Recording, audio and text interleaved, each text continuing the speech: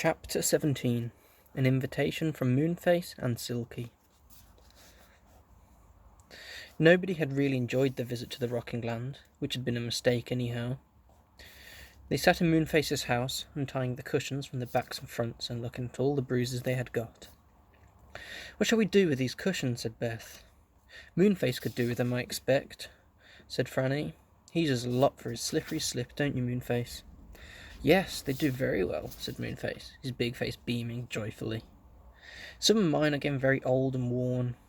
We can't possibly give them back to that cross old woman at the Rocking Land, so we might as well put them to some use." "Right," said Joe, and he handed Moonface his 2 cushions. Everyone else did the same. Moonface was pleased. He poured lemonade for everyone, then he handed round a little box of what looked like all sorts of toffee. "I don't feel as if I ever want to see that land at the top of the faraway tree again," said Joe, as he munched a peculiar piece of toffee that seemed to get bigger in his mouth instead of smaller. "Neither do I," said Beth. "I certainly never will," said Franny. "It seems as if there are never any lands worth visiting. They are all most uncomfortable." "Except my little land," said the saucepan man, rather mournfully. "I was always very comfortable there." Joe's toffee was now so big that he couldn't say a word. Then it suddenly exploded in his mouth, went to nothing, and left him feeling most astonished. "Oh dear, did you take a toffee shock?" said Moonface, noticing Joe's surprised face. "I'm so sorry, take a different one." "No, thank you," said Joe, feeling that one toffee shock was quite enough. I think we'd really better be going. It must be getting late." "What's going to happen to the old saucepan man now that he's lost his land?" asked Beth, picking up a yellow cushion ready to slide down the tree. "Oh, he'll live with Mr. What's-his-name," said Moonface. "Hello. He's taken a toffee shock by mistake. Oh, do we watch him?" They all watched. The saucepan man's toffee shock had got enormous, and was about to explode. It did, and went back down to nothing again in his mouth. The saucepan man blinked his eyes and looked so astonished that everyone shouted with laughter. Here's the pictures. There. And that there.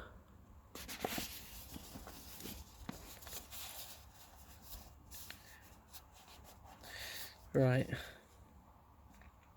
"That was a toffee shock you were eating," said Moonface. "A coffee clock," said the saucepan man, even more surprised. "Dear me." "Come on," said Beth, giggling. "It's time we went. See you another day, Moonface. Goodbye, saucepan man." She shot off down the slide, round and round, and out the trapdoor at the bottom. Then Franny slid off, then Joe. "Goodbye," he called. "Goodbye." Mother was astonished to see the bruises. "Whatever have you been doing?" she said.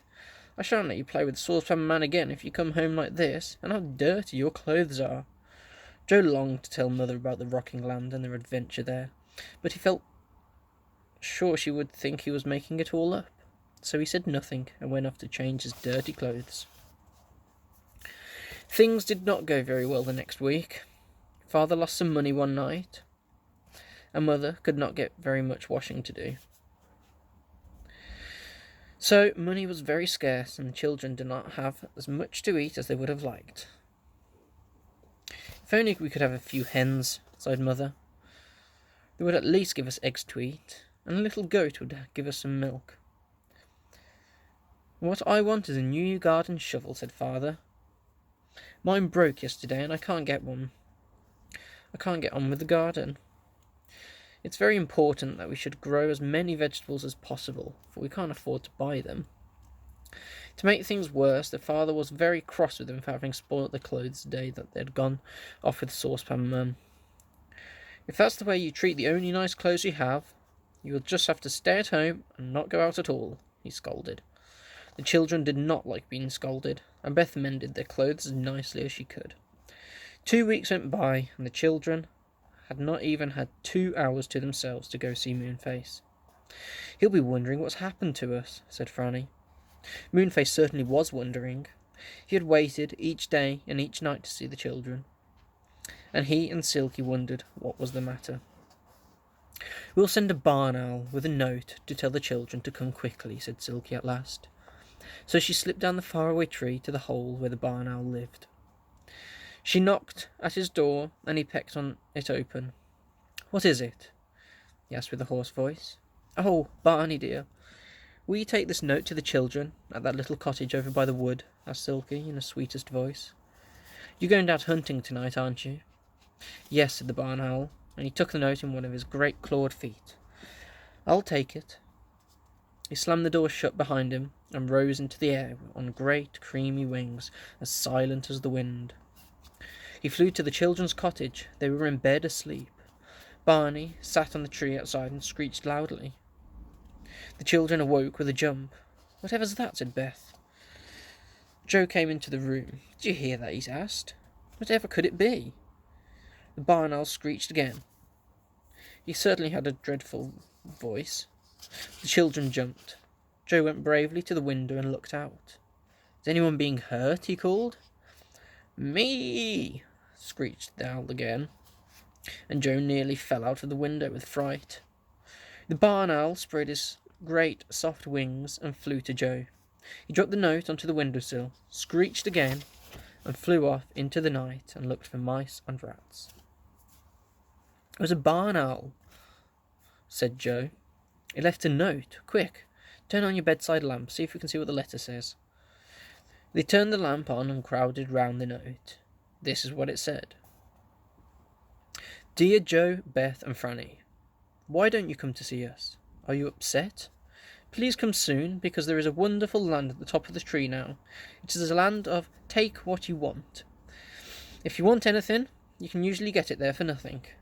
Do come, and we'll all go together. Love, Moonface and Silky." There's a picture there.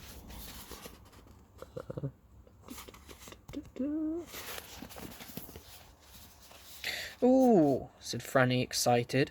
"The land of take what you want. Well, I'd like to get a few hens." "And I'd like a goat," said Beth. "And I'd like a new shovel for father," said Joe. But then he frowned. "I'd quite made up my mind not to go up to the top of those strange lands again," he said. "You just never know what might happen up there. We'd better not go." "Oh, Joe," cried Beth, "please let's go.